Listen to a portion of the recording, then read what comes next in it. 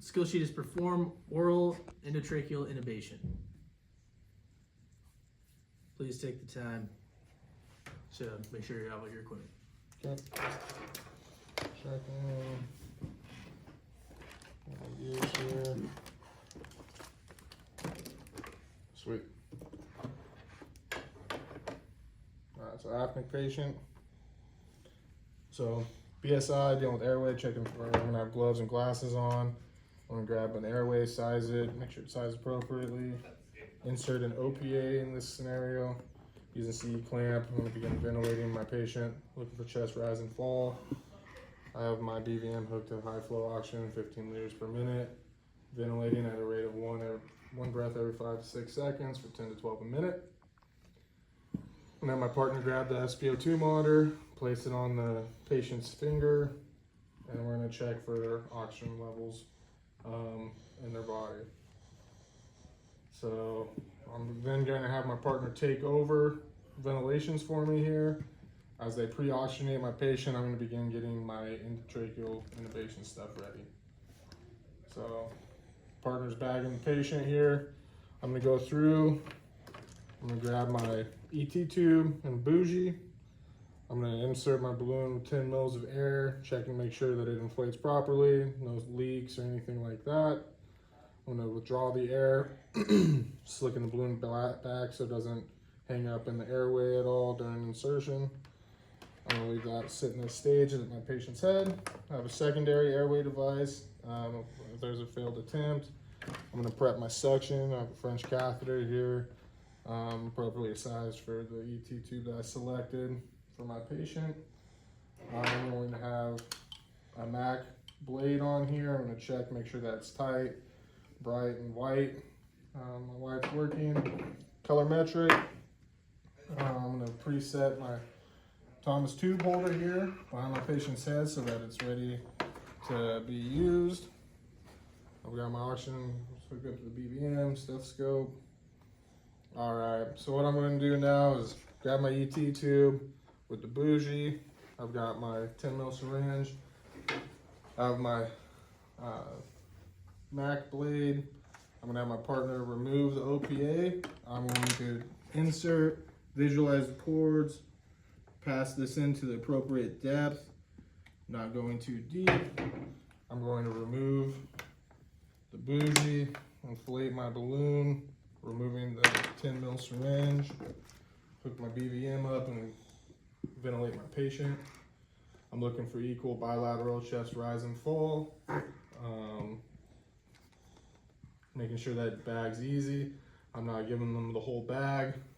Not over ventilating it here, not letting go of my tube. So while I'm doing that, make sure I get a couple good breaths in them due to that lapse in time there without oxygenation.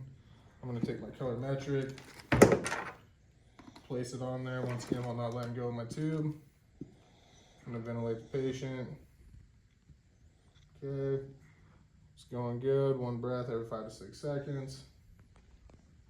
Using my in tidal, which I would normally have, looking for a range of 35 to 45. I would fluctuate my ventilations based off of that number.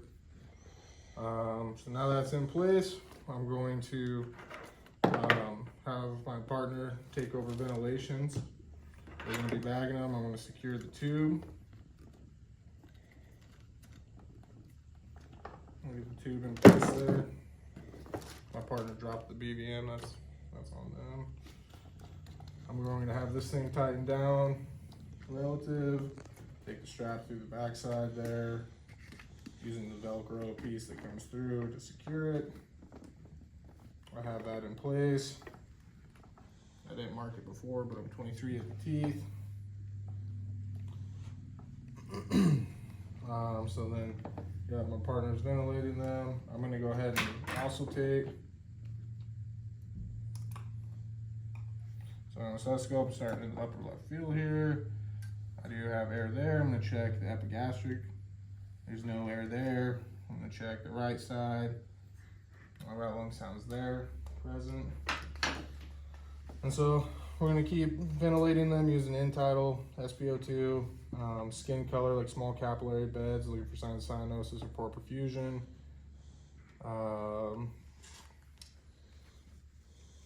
Yep. How would you recognize the need to suction? So recognize need suction if there's fluids or anything in the tube, or gurgling sounds or resistance maybe with delivering ventilations. And so, You need to suction your patient. okay, I need suction. So once again, my partner takes over bagging them. I'm going to have it hooked up to the suction unit with the appropriate things capped. I'm going to measure out my French catheter. I'm going to wrap around the ear from the sternal notch, tip of the nose, mark that with my finger so I know not to go past that point. And so then he's going to ventilate. I'm going to take the bag off.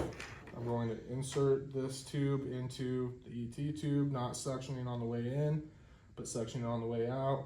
No longer than 15 seconds, and then immediately begin ventilating the patient again. I would have this tip of this in sterile water, sterile water, prevent it from hardening or plugging the end of it. How would you reaffirm your tube placement? I'm going to check my marks at the teeth for depth. I'm going to have my end-tidal CO2, my SpO2, and then chest rise and fall. Okay. Anything else you would like to add? No. Sweet.